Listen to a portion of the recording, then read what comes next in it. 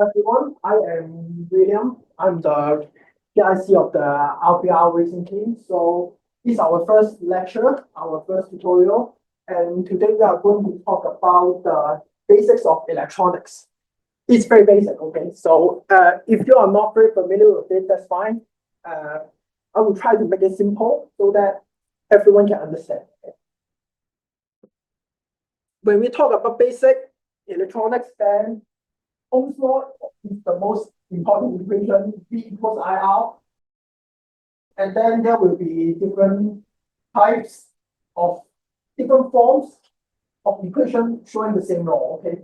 V equals IR, I equals V over R, just change their position, but they are all the same. So this equation means when we are given a voltage source, okay, and then we connect it to some load resistor. It means some load. A load can be a resistor or other stuff.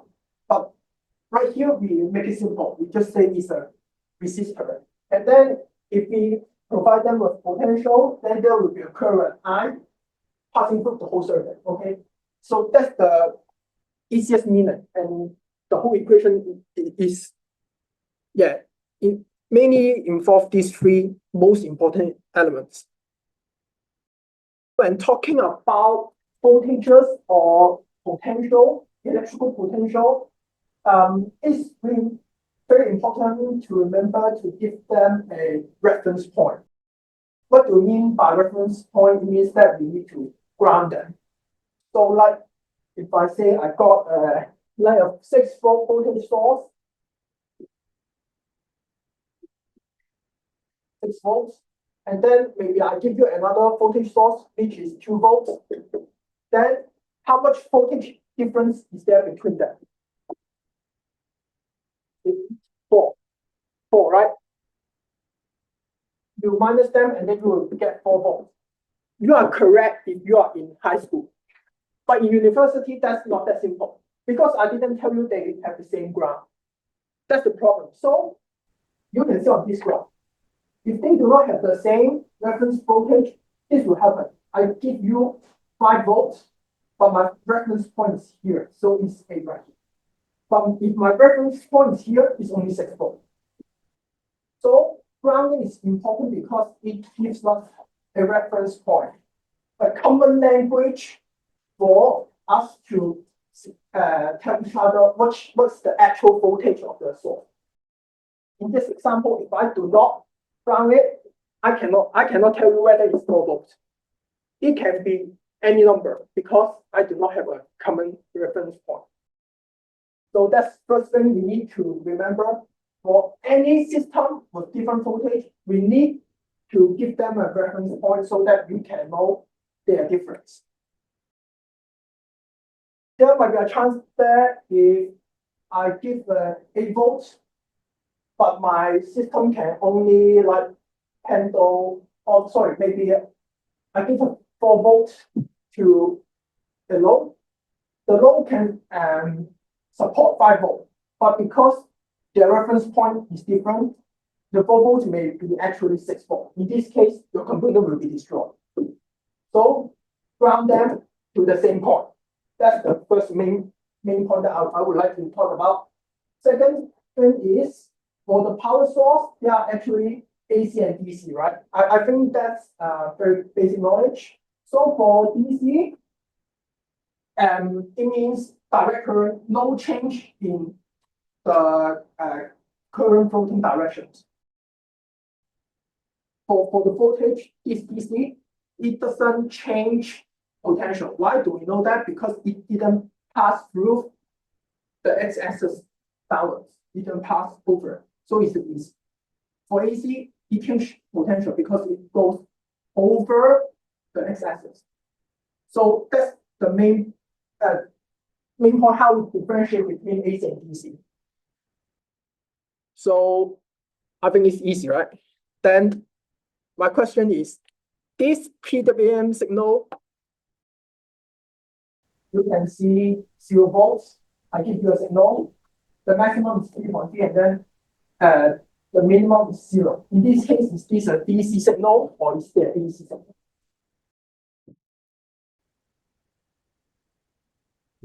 AC. AC signal. AC. AC. You say AC. Okay. How about others?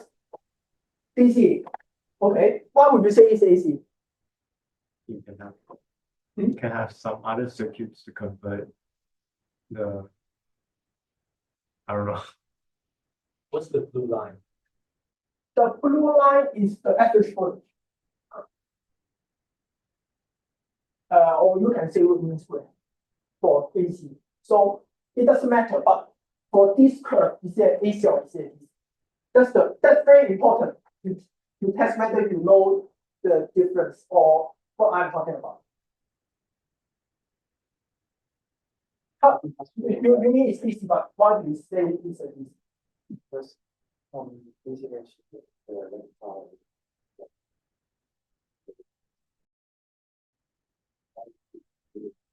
that convert DC to the AC with rectifier It's like a function generator. Yes, but we are not paying attention on what this signal is doing. We are just talking about whether it's AC or DC.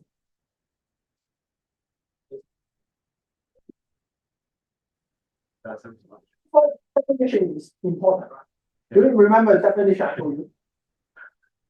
Oh, if it doesn't pass through. Yeah, so does it pass through? No, so it's So it's a DC signal.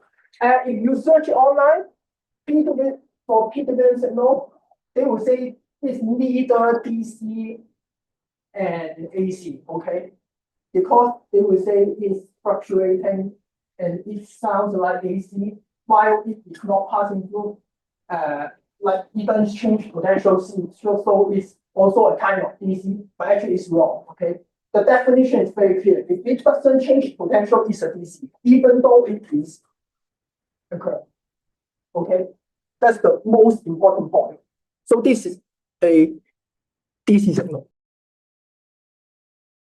When we talk about resistor in high school, we can have like any value of resistors, and that's also real in the real world cases. But actually, in this table, I would like to tell you that we got a standard resistor table in the real life. So if you are really ordering a resistor in the market, then it's the best for you to try to follow these numbers.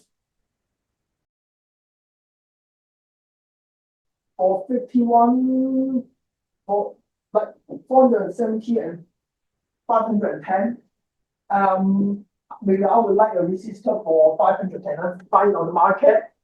Yes, indeed you can, but you might need to pay more because it's not in this standard table. That's the first thing I would like to tell you. The second thing is, look at this table. There's around 5%. What do this number mean? error. Yes, that's the error. For the same resistor you get from the same supplier, their resistor level might have a bit of changes because of difference in the like of production error. So that's something you need to account of while you are designing a circuit. So for example, if I design a circuit and the minimum resistor I need maybe is 510, then in this case maybe I will not use 510 because for 5% difference it may be upper or lower 510 and it might break a circuit in real application. So you need to provide enough buffer, and that's what I wrote in the bottom right corner. That's what we need to do as an engineer, okay? Provide enough buffer so that you will not destroy any electronic components in your circuit. Other than that, then we will move to the series and parallel circuit of resistors. I think that's very simple. I think everyone here learned this in high school, right? Resistor in series, you just add them up to get the total resistor of the circuit. And then we use V equals R, we can find the current or we can find voltage. applies when it's in parallel, but if you calculate the resistance of in parallel cases, we need to remember that is 1 over the total resistance is equal to 1 over R1 plus 1 over R2, and see how many resistors we got. Basic equation. If you do not remember, just try to remember. Okay. Then so why do you use resistor in our circuit? We got 3 choices right here. Actually, the answer is quite clear, right? At least it's easy to guess. Not be clearly, right? We will not create heat in our circuit. Yeah, it could be, but at least not in our car, right? So yeah, usually we use resistors for 2 reasons: to limit the current flow and create dividers. So we'll look at it. For dividers, it's clear we can use this equation. We got a, but it can be same value or different values of resistors, and a voltage source goes by, and we will create a voltage difference between these 2 nodes, and we can use this voltage to maybe do other stuff. Or so that in this case, maybe I got a 12 volt, I want to drop into 5 volt, I create this voltage divider and then I got 5 volt. It's very simple and easy. The problem is, in real cases, we are not going to do the voltage divider in this way. Do you know any reason?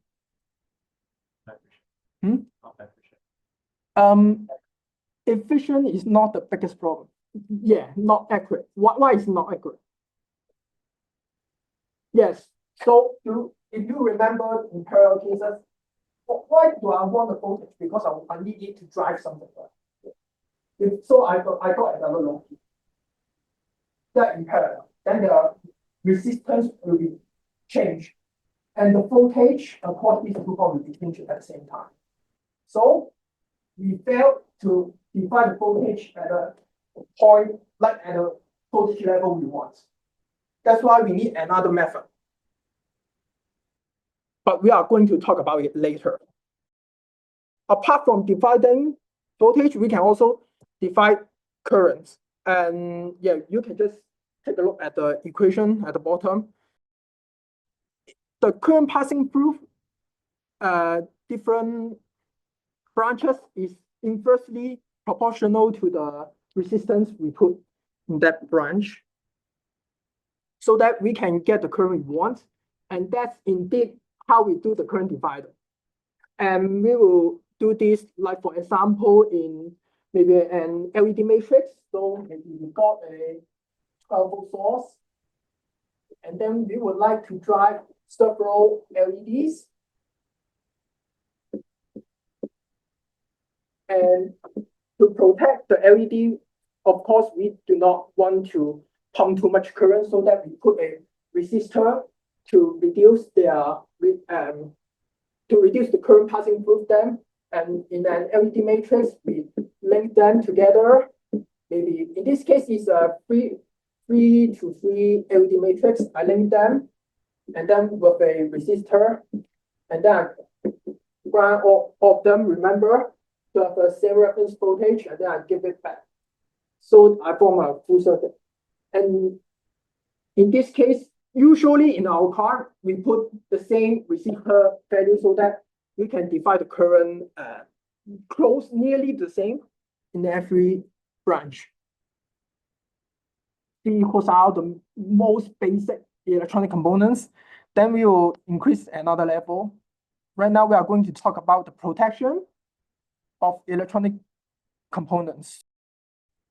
When we are talking about protecting our electronic circuits, there are mainly 2 components we can use. The first one is the diode, and the second one is the fuse. How do diode protect our circuit?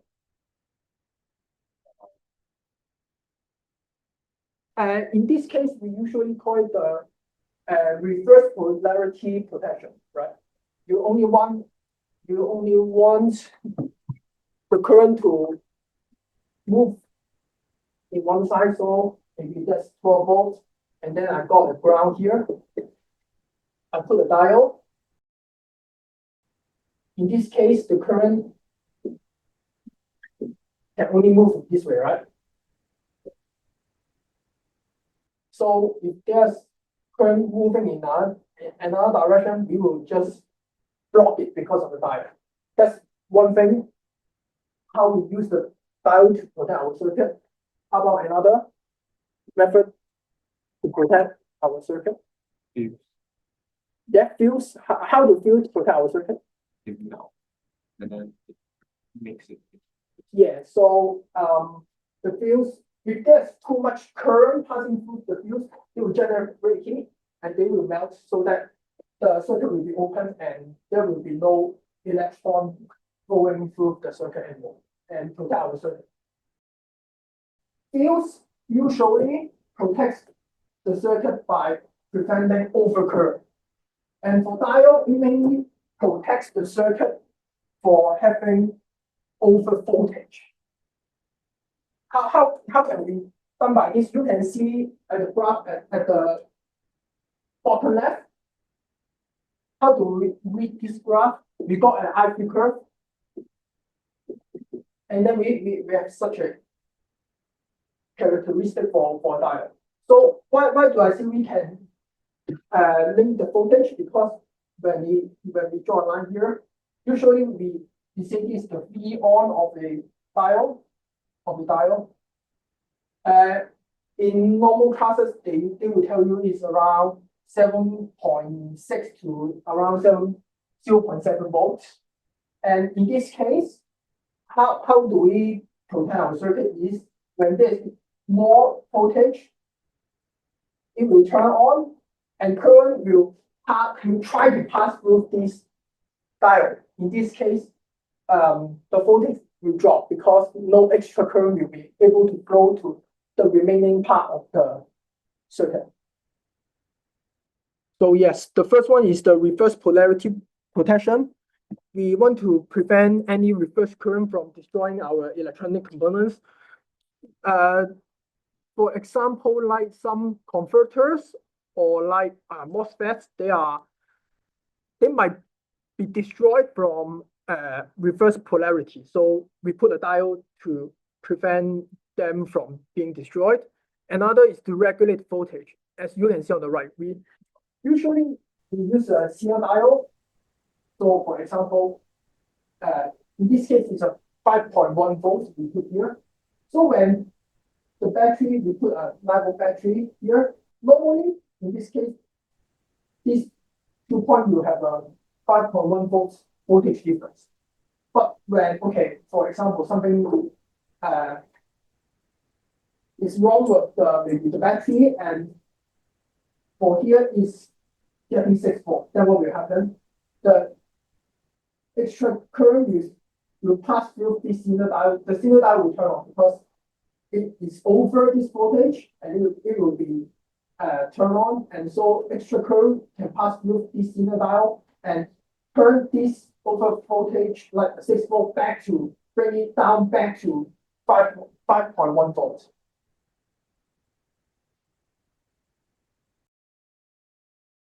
Then the next thing I would like to talk about is the switch. So we got in normal cases, what we mainly see is the physical switch, right? We turn on the light, we turn off the light, we push the button, it's a physical switch. And we usually draw it in this way, very simple diagram. Actually, there are another ways for us to turn the circuit on and off, like a switch. The first thing we can use is called a relay. Relay works in PC. I will talk about in later slides. And then another one is the transistor. There are actually many transistors. There are like, if you have to learn, then there are like BJTs, there are MOSFETs, or even JFET, FinFET, all kinds of transistors. But their main use is the same, to turn on or turn off the circuit by providing a voltage at their gate. And you can see there are many modes and different diagram, but in our cases, you don't need to care about the modes, because if we are using it in terms of a switch, then of course it only conduct or in conduct. We do not account whether it's in depletion mode or different mode. We do not care. Only we give enough voltage, it turns on or turns off. That's all. And different diagrams, these are like different versions for engineers to describe transistors. We don't need that. So if you really want to draw a MOSFET, then just use the middle one. They are the mostly used one. For you can see this one. This one is the PMOS. I will talk about it more later. But you can see there's a circle at the gate in this case. The circle means is reversed. The logic is reversed. So like in this case, for NMOS, for the NMOS, it will conduct when I put a high voltage at the gate. Then the drain and the source will connect together. So it's just like a switch. But for this, we call it PMOS, it will conduct when I give a low voltage. So the logic is different, it's reversed in this way. How do you remember it? There's a hole right there, 0. It means I give a low voltage, like 0 voltage, then it will conduct, you turn on and conduct. Yeah, when we talk about relays, that's usually the circuit we will use to see, we will use. So you can see there's a coil actually. What we do is there's another actual switch that a human will control. So, like for example, if I push the switch and then close the circuit, then there will be current flowing through. When there's current flowing through the coil, it will create magnetic field. For the coil, I will talk about more later. So when there's magnetic field, then this metal plate will be attracted or like being repelled. Depends on how you design it. So, but the design of the relay is mostly the same. You got a NC or NO. NC means it is normal closed, NO means normal open. So in this case, normal closed means it's connected in normal cases. And normal open means it's not connected in normal cases. If I am going, like if I close the circuit, what will happen is this metal plate right here will switch its position to normal open in this relay. In this case, I will be able to turn on this light. But not really in this way, it's just switch. I can use a NMOS or PMOS to switch to another power supply as well. That's a special case that we really need a relay. The one is small. Hmm? If it's in a circuit, it's like a separate circuit. So Yes, and that's a very good point. Usually we use this to separate. Why do we need to separate? Because in most cases, we want to separate low voltage to high voltage. That's the main point we use relay. What we are trying to control is usually a very high voltage circuit, but it might be dangerous to humans. That's why we use this to separate it, and so that the low voltage is safe to humans. And we control a circuit which is dangerous for us.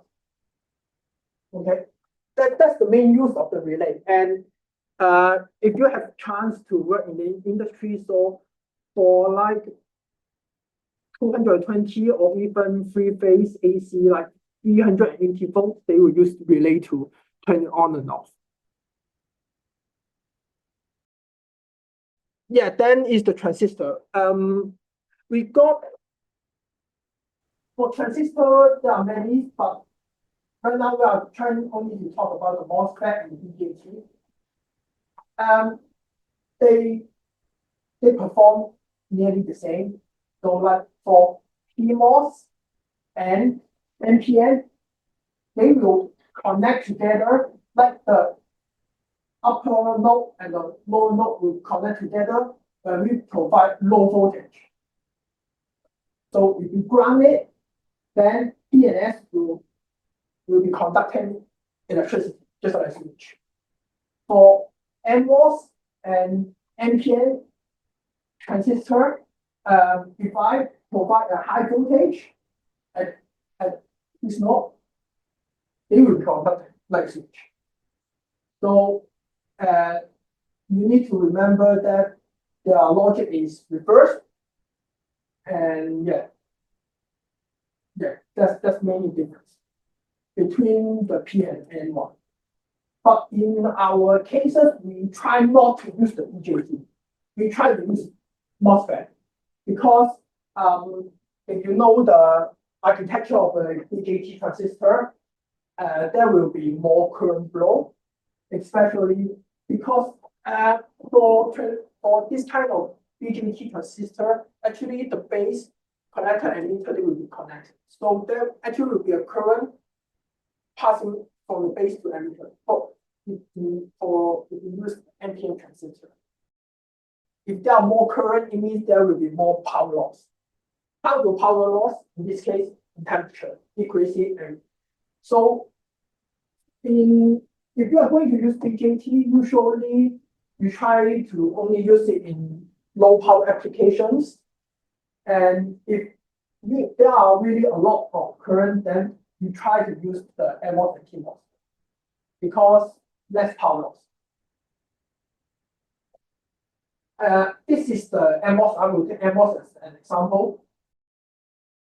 For drain is high voltage, and then I connect to some load, maybe an LED.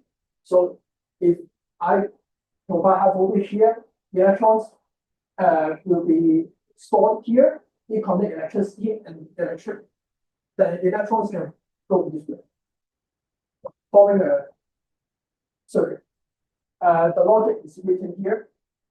It's quite important for the logic because in some cases we need high side or low side control. We will talk about it later. They have difference. How do we really use a NMOS in the circuit? And this is an example. So for an NMOS, actually for all the MOS, the source, which is indicated as S, needs to be connected to like the place which gives them the things they need. For an NMOS, you remember we want electrons at the bottom. So we need to connect it to the ground to provide electrons. Because if you remember, current is flowing from positive to negative, and current is positive ion, right? So electrons are moving in opposite direction, from negative back to positive.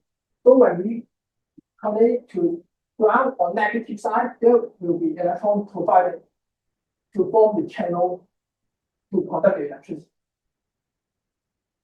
And for an NMOS, the drain, indicated as D, is connected to some load. Usually, we've got a resistor to reduce the current flow so that we will not destroy something that we are like using for like in this example, we are like trying to turn on an LED light.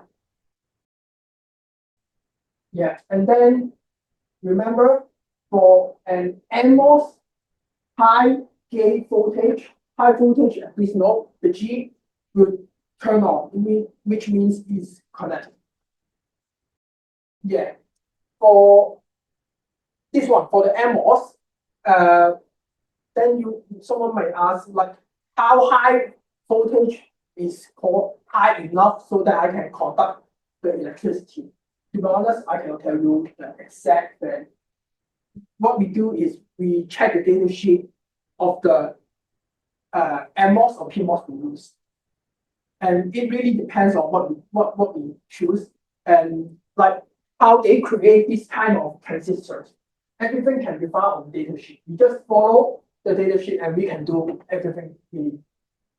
If we are using PMOS to do the same thing, how will you connect? We put low voltage at the gate for PMOS to turn on, yes, correct. That's still one thing for us to we need to change the position of this MOS as well.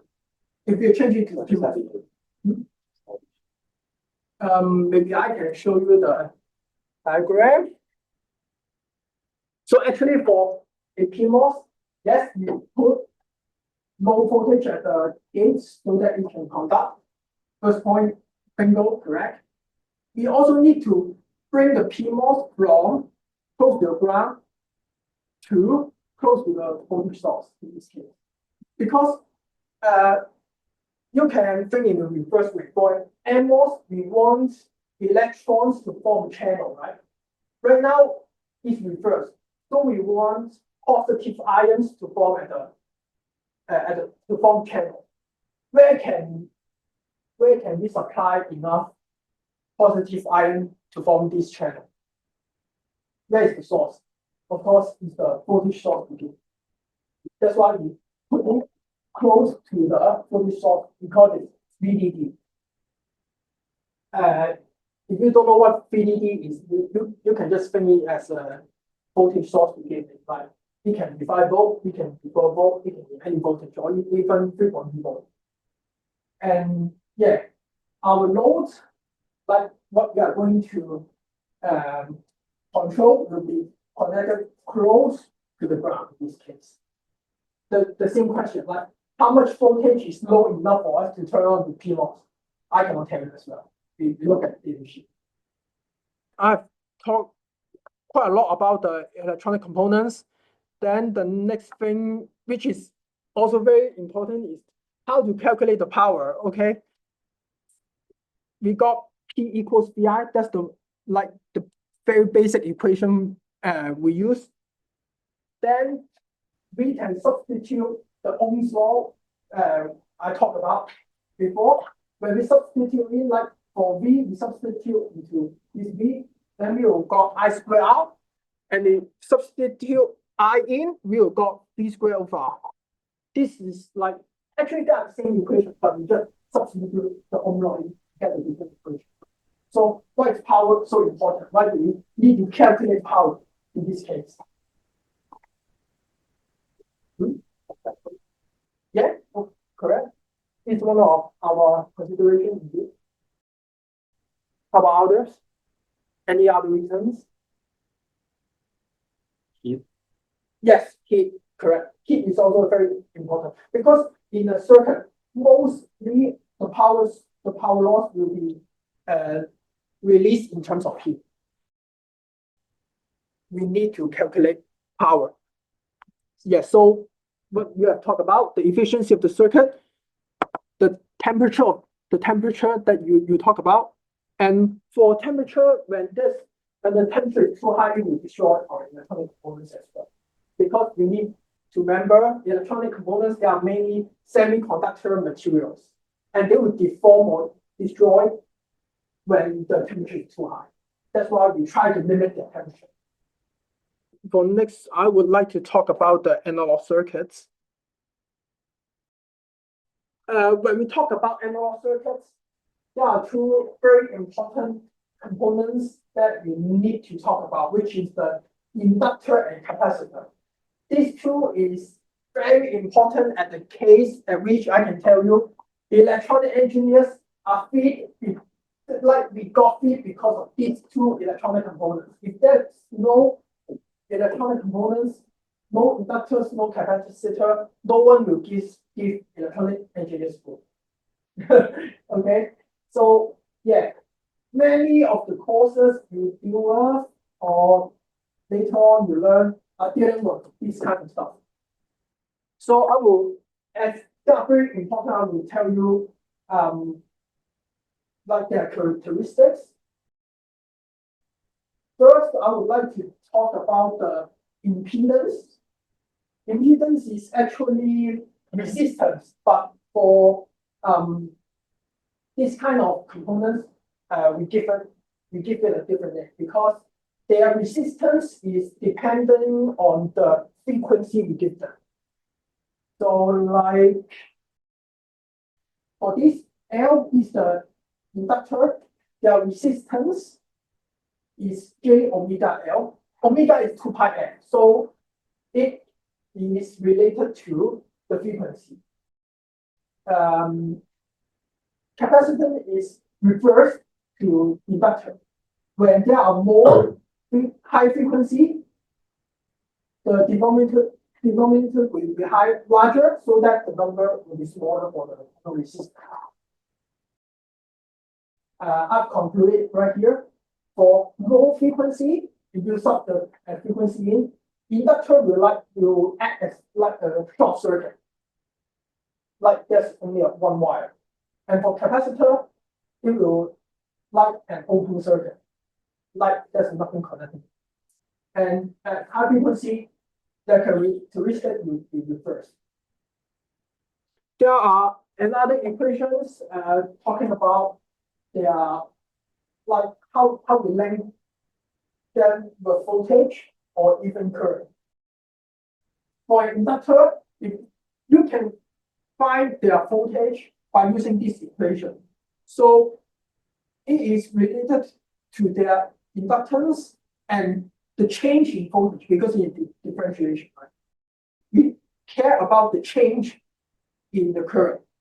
Yeah, also you can also find the current of through the capacitor by is also related to the differentiation of the voltage. So what I'm going to like tell you in this page is that for inductor, we focus on the change of the current.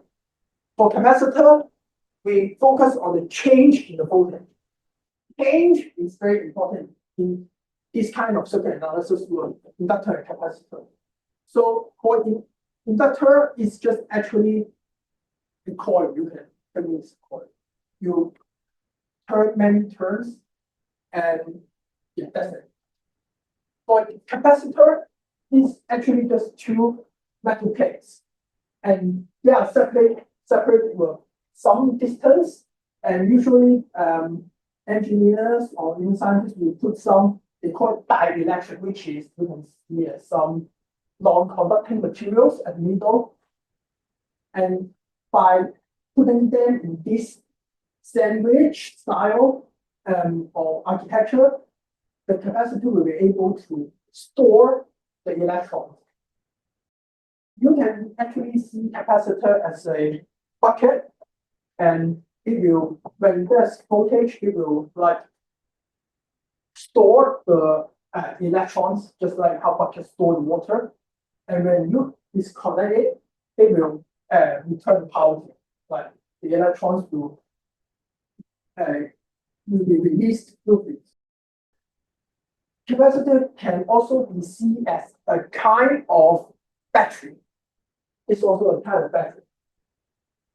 And for capacitor, there's another equation C equals Q over V, and it's related to the charge because we care about charges for the capacitor because in the later part we'll talk about trying to delay the circuit, and how can we delay the circuit is by controlling the current flow. Current flow is the charge passing through a certain point over time. Right? So we care about the charges also. If you remember, the equations are closely related to the frequency, right? What we use capacitor and inductance for is to build some oscillator or even filters, signal filters or oscillators for different uses. But we will not really use it in our car. That's why not very important in our application. the main users of this kind of components in our car will be we use it to do the power converters, or power converters, or we call it the low drop regulator. They are used to like reduce the voltage from a certain voltage to a lower voltage. As like I think several pages before we talk about the voltage divider, right? How am I going to drop 12 volts to 3 volts? If we use voltage divider, it's not going to work because that's low. But for using these kind of converters, we will be able to drop the voltage from 12 volt to 5 volt without any problem, without like for most of the cases. You can see this inductor here for the all sorts of converters. And then you will see capacitors at the input and output of the low drop regulator. I would like to talk more about this. Buck converter is dropping the voltage. So you can only drop the voltage like from 12 volts to maybe 5 volts, for example. But in some cases, I would like to increase the voltage from, like for example, from 5 volt to 12 volt. How do we do it? We use a boost converter to do it. So actually how it works is the capacitors or the inductors will store the power for us. Then they will release together so that we will get high voltage. That's how it works for all these converters. But for the buck boost converter, this converter is very special because it can increase the voltage and drop the voltage at the same time. So it depends how you use it. But buck converter, you can only reduce the voltage. Boost converter, you can only increase the voltage. Yeah. Another one is the low dropout regulator. The way they reduce voltage is a bit different. But the same thing is they need like electronic components like capacitors to store or smooth the voltage. And any one of you guess why there are different kinds of converters?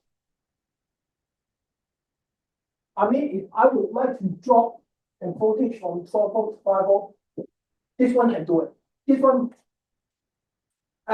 we mainly use it to drop the voltage. So this one can drop the voltage from 12 volt to 5 volt.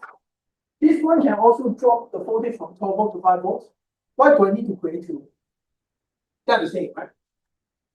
The current. Hmm? Current power converter. The power, Current power. you mean efficiency? Maybe. Yes, efficiency is very different for them. And you guess there's other guesses apart from efficiency. Actually, cost is also a problem. The cost, the money. Oh. The money. For converters, for this kind of power converters, you can see you need inductor and a capacitor. For low drop regulator, you only need capacitor. And for putting more these kind of inductors or even capacitor, it costs more money. It will cost you a lot more money. This one is cheap. If for efficiency, it's reversed because this one is more complicated. That's why it got more higher power efficiency. It's very high, like around 80 to 95% efficiency. Like you do not really have a lot of like power losses, like heat generation.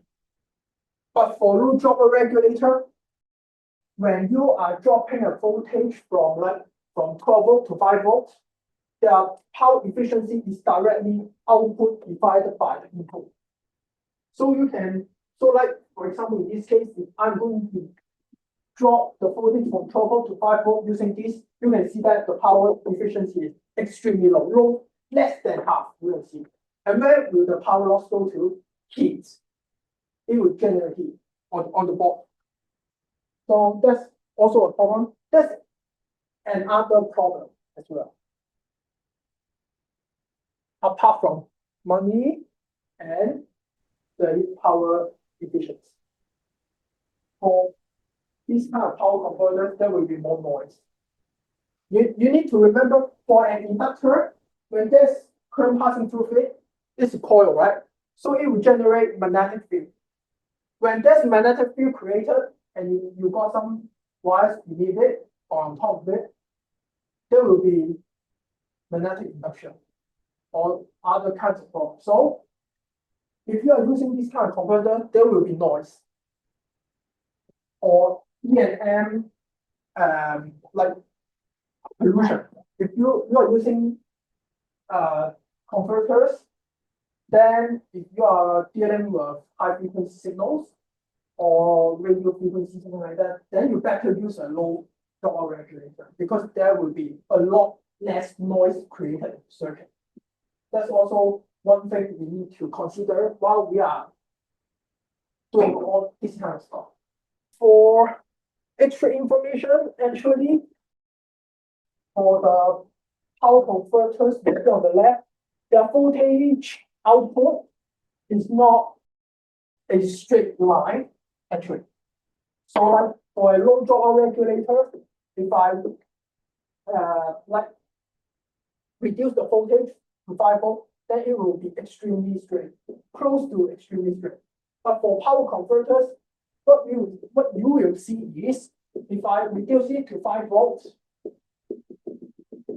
actually the voltage output will be like a triangle. It will be shaking around.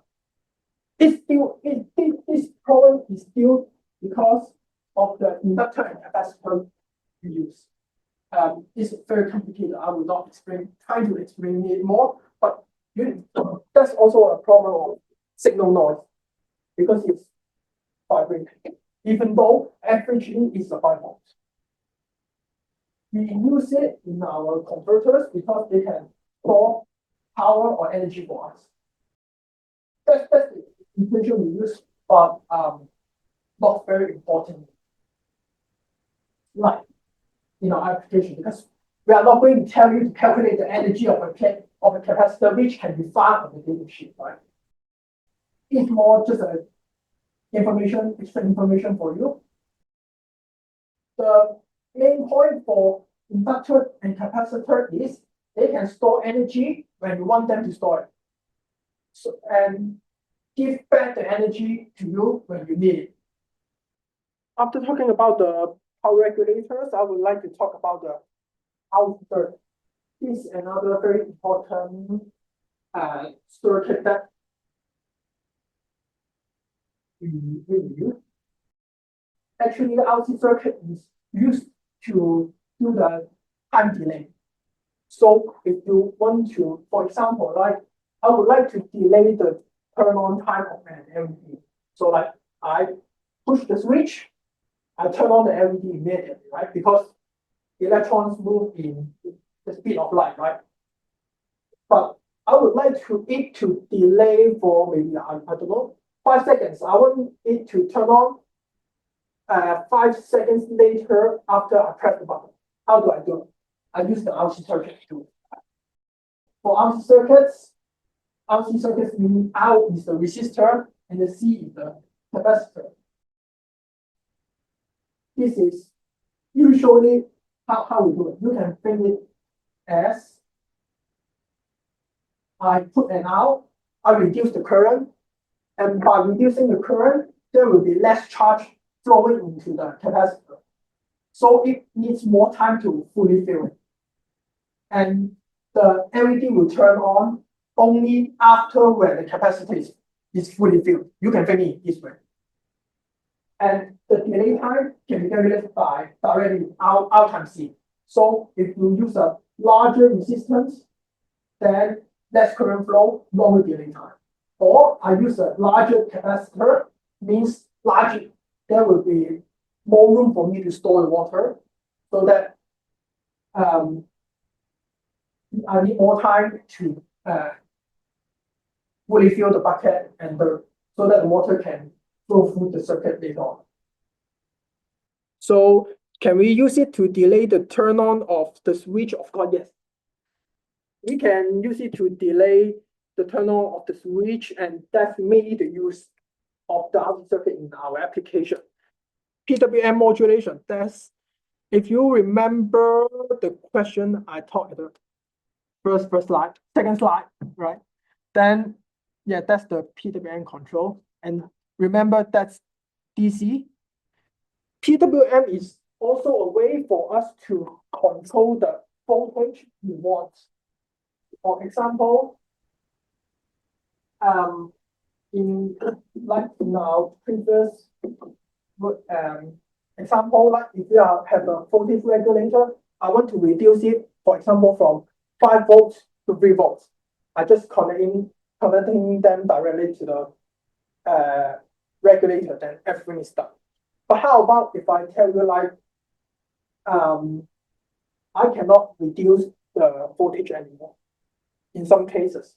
For example, for like an LED, maybe I would say as maybe in this case 2 volts. If I have a voltage lower than 2 volts, it will not conduct any electricity. So in this case, for like maybe 3 volts, it will be bright. In 5 volts, it will be very bright because a lot of current is applying through it. But 2 volts is normal. But how about if I want the LED to be dimmer? How do I do it? I cannot give it a 1 volt to make it dimmer. I cannot do it because it can only turn on when it's 2 volts. So if I currently I keep giving it 1 volt, it will just turn off forever. So in this case, what we will need is PWM, pulse width modulation. What we are doing right now is I still give for example, 2 volts power supply to it, but I keep making it on and off in a very high frequency, so that in humans' eyes, it's getting dimmer. You can see this graph. For example, in this case, I got like 0 volts, of course, there's no voltage. 12 volts, I have a DC, right? It's very low graph. But like, if, for example, I like 26 volts, but I cannot reduce the voltage anymore because of LED, for example. What do? I use this pulse width modulation. In this case, 50% duty cycle means it will be on for half of the time and off half of the time. So the average voltage we got is around 6 volts, right? 50% on, 50% off. So the equation for this example will be like 12 times 0.5 and then add a 0 volt for 50% time. The total average voltage we got will be 6 volts. So that's why in a 50% duty cycle is 6 volts. In this case, we can turn on the LED but still make it dimmer. But for PWM, that's like one thing very important is the frequency needs to be high enough. If not, what you are seeing is a light shine, like keep blinking in front of your eyes, right? So for PWM, usually it's in very high frequency, so that you actually see an LED getting dimmer but not blinking. And this technology is actually used in our phones for like phones using OLED screen. I don't know whether you have heard of it. OLED screen, OLED. They are LEDs, so they need a certain voltage to turn it on and off. But how do I make it dimmer than the light I want? I use PWM control, so that lower average voltage, and I bring it fast, extremely fast, so that your eyes cannot catch it. It's a dim light source. For this equation is very easy. I got the duty cycle is the time between on and on plus off is the total period of the signal, right? For example, this 25% duty cycle, the T on will be the voltage at the top, and the T off will be the 0 volts right here, and the total period will be on plus off. So you can split this one cycle, right? Very clear, this one cycle, and yeah, duty cycle is the on between on and the total period. So for 20% duty cycle, 25% of the time will be at 12 volts. And then the remaining 75% will be the 0 volts. And for other cases, you just it's the same, you just use the same equation and you will get the answer you want. So technically you can use this method to like reduce the average voltage to any value you want. What you do is you change the duty cycle. For this part, I would like to talk a bit about the digital circuit. I think this part will be easier for most of you because it's only about the logic. And the digital circuit is about logic. And for digital circuit, it's mainly like CPU or GPU stuff that you will see on computers. But of course, we are not going to talk about this. But in this session, I will just only like talk about these kind of logic circuits. There are different logic circuits. I will start from the easier one first. On the right, you can see the AB and then some numbers right here. We call it the truth table. The truth table will give you the input. Usually, like in this case, this not gate A is the input, and then B is the output. So in the table, we give you certain input, and by looking at the table, we can know the output. For the NOT gate, it's an inverter, and you can see it. There's a bubble at the end. Again, there's another bubble. It means the logic is reversed. So it's simple. It means when you are giving a 0, then it will give us a 1. For digital circuit, there's only two numbers, 0 and 1. It means for 0, it means low voltage. 1 means high voltage. That's all. But for 0, it means grounded. For low voltage, it's grounded. And 1 high voltage, it really depends. So you can connect it to anything to make it a high voltage. So for example, if I connect all these gates to a 5 volts, then the 1 high voltage will be 5 volts. If I connect it to 12 volts, then the logic 1 will be 12 volts. So it really depends on where you connect it.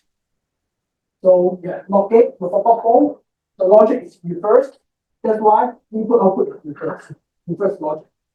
And for the AND gates, it only will give you the answer when both A and B is high voltage. Means logical 1. So 1 give you 1. For others, they do not fulfill the requirement of AND, so they just give you low voltage. And then this is also some basic gates for OR gates. The OR means if only one of them is logically high, then it will give us a high voltage. So if A or B is 1, it will give us 1. So for these cases, both of them are high, but it still fulfills only one of them is high enough to give us a high voltage. So it will still give us high.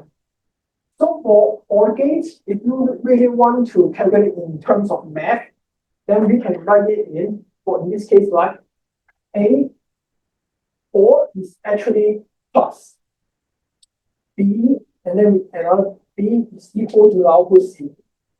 We can take this for this example, but when A and B is both 0, it means 0 plus 0 is equals to output C, which is always 0. And the same case for others, right? For if A is 1 and then B is 0, 1 plus 0 is equal to 1. And then, yeah, also for A and B is 1, it gives you 1. It gives you I. And another is this more difficult one, a bit more difficult one is the NAND gate. So you can see the bubble right here. Again, it means the logic is reversed. NAND gate means not AND gate, not AND gate. In this case, if you remember, we got the AND gate right here, right? So when both of them is 1, it will give you 1. But as the output for NAND gate, there's a bubble, the logic is reversed. Only when both of them is 1, they will give you 0. The logic is reversed in this case. Yeah, this example I would like to show you is with a bubble, the logic is reversed. And then for a NOR gate, it's also the reverse of OR gate because we saw a bubble, right? For XOR gate is a different one. I would like to talk more about the AND gate. So for OR, we use a plug to show the relation. For AND, we use times to show the relation. So for this for the OR, this for the OR, for the AND. So we got 2 input times, and the relation is times B will be equals to output C. So we can test it again. So when both A and B is 0, 0 times 0 is just 0. Yeah, it means the requirement. When one of them is 1, 1 times 0, that's 0, so that the output is still 0. And then for both of them is 1, 1 times 1 is 1, so they give you output of 1. That's how we show OR and in terms of math equations. Then for the XOR gate, this unique gate, actually in digital circuits, we use it quite often. They have different uses, but I will not talk very detailedly right here. But for XOR, you can see that when they are same, they will give you the 0 output. When they are different, they will give you a 1 output. In this case, actually, you can see these gates as to check, it can be a checker. Like if both of them are the same, then it gives you 0. When they are different, it will give you a 1. And you can set giving output 1 is like an error because they are different, something like that. For XNOR gate, this is also another very special gate. For XNOR gate, is also, you can see it as a kind of checker as well. Like if both of them are having the same input AB, then it will give you an output Y, which is equals to 1. So like it is a checker when both input is the same, it will give you 1, which is correct. You can see it as this way. It's a checker. And with all of these gates that I tell you, then so the computers or the CPU can do different kinds of calculations for us. That's digital circuits. But actually, circuit is not that simple. What I'm going to tell you, like to teach you right now, is the SR latch.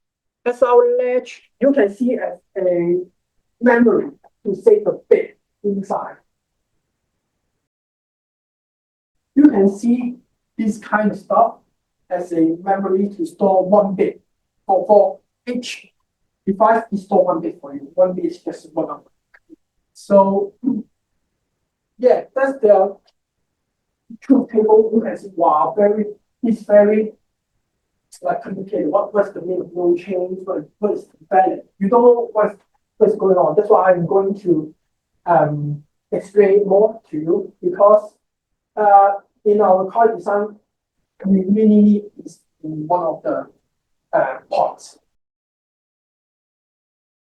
For SR you can see right here, you can use, there are two combinations. You can use this one. What's this gate? No. NOR gate, yes. You can use two NOR gate to build a SR latch, or this one is the NAND gate. They are different. You can see the truth tables are different. For SR latch, which uses NOR gate, we call it active high.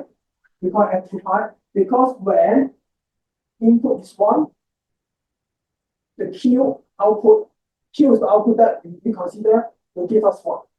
So when input is high, the output will be high. That's the meaning of the active high we are talking about right here. For SRH, using NAND gates, they are active low. Why? Because when the S we give is low, 0, the output given us will be high. So for SRH is a very unique device. Like for, you can see there are two inputs, S and R. S means set. R means reset. So if you follow this logic, you can see actifying is easier because it's the positive logic that we usually use. So like for S set, if we give set equals to 1, the output will give us 1. Right? Very direct, actify logic. And then if we put reset 1, we tell this device to reset. So R equals to 1, then the output will go back to 0. That's the meaning of the set and reset. For this one, it's, the logic is reversed. This one is a bit difficult. Why will this gate have such a like behavior? Then I will tell you step by step right now. Oh, also for the output, you can see there's a Q and Q bar. Actually, it means that there's one output. Usually, we care about the Q output, and the Q bar means this opposite of the Q. Opposite. So you can see right here, when Q is 0, Q bar is 1, and Q is 1, Q bar is 0. So they must have the reverse behavior. If Q and Q bar is giving you the same value, then there's some problem, right? High, if one logic is high, you want another logic to be low, then the only case is 1 and 0. If one logic is high, one logic is low, but they are giving you the same value, then clearly the logic fails, right? And you can see this case. When both things 1, you do both give 0. And that's not correct. For this one, you give them invalid. One of the job of the engineer is, like if you are really using this SRH, is to prevent it going to this invalid state. For the SRH using NAND gate is the same thing. I will talk about it. So like first, I would like to talk about the SRH with the NOR gate. So I put a NOR gate truth table at the bottom left corner. Can you see any like sequence from this truth table? Because it determines how we understand the SRH. What sequence can you find? Or you? Both of them, when both input is 0, it will give you 1. Yeah, okay. But that's not important in this case. But good try. Yeah, maybe I will give you the answer. Is when there's an input 1, the output must be 0. So how do we use this logic to understand this SR latch? When we give S0 and S is 1 and reset is 0, then we will get output 0 right here, right? According to the logic table. Then for both 0, it will output 1 right here. And yeah, for both of them is 1, it will give us 0. So this is that's why the output is given. The output Q is given as us 1 right here, and the Q bar is 0, and they are reversed, so it follows the logic. And then when we change the set to 0, what will happen is when the output here is still 1, so it will still give us 0 right here, and both of them is 0 in this is input. That's why it will still give us a 1. So it is latched. There's no change when they are both 0, 0. So right now when I reset it and I give a reset 1, what will happen is when there's 1, the output must be 0. So we put a 0 right here. And for NOR gate, when both of them is 0, it will give us a 1 at the output. So you can see that the output here, the output here, the Q is becoming 0. The output is reset back to 0 when we put reset is 1. So the reset process is done, right? Is correct. And the Q and Q bar is in reverse logic, so it is correct. And that's what we want. We would like to test. So what I would like to do now is to test what will happen when both S and R goes to 0 again. According to the table, is no change, right? Let's test it.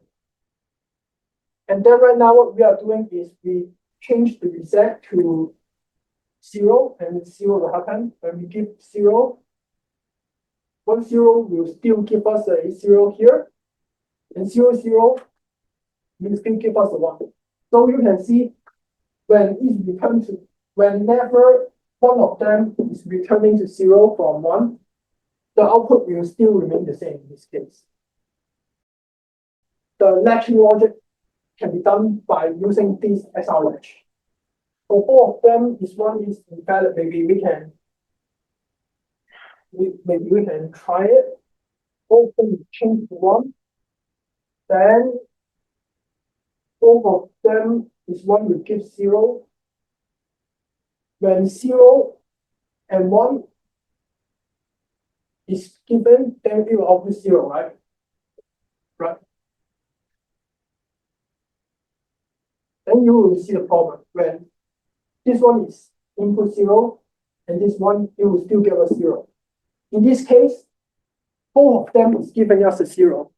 But I've told you that they need to be different because they have reverse logic, right? For the Q and Q bar, they should have reverse logic, but they are having the same output. That's why it's wrong and you see it's invalid. And if you are really trying this circuit, you will need different ways to prevent it from going both to 1. And you will learn that in other courses. Yeah, so that's the SR latch for the NOR gate. And actually the SR latch for the NAND gate is the same. Maybe you can try it. Actually, the logic is the same.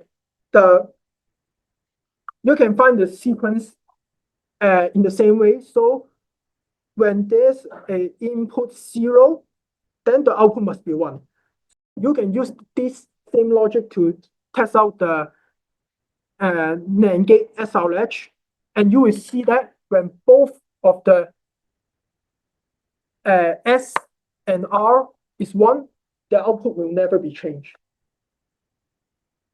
And when both S and R is at 0, their output will be the same. So that's all I would like to talk about in this tutorial session. If you have questions, you can ask me, and yeah, that's the end. Yeah, thank you.